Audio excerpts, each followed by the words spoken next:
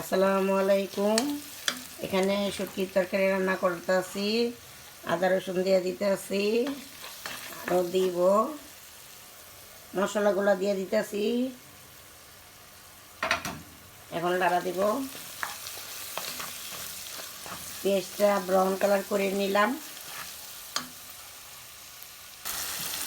এই শুটকির তরকারি রান্না করতেছি, শুটকিগুলি দিতেছি।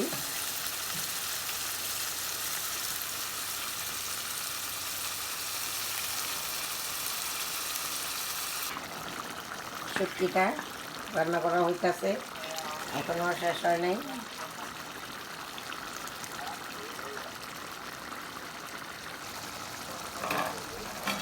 কাঁচামরিচগুলো দিয়ে দিলাম।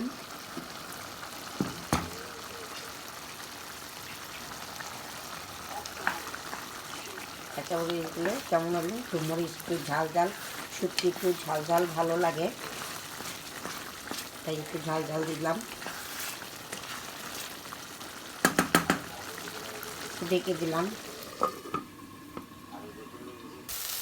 ধন্যবাদও দিয়ে দিলাম। ধন্যবাদ থাকতে খাইতে পারলাম না, ভুলে গেছিলাম।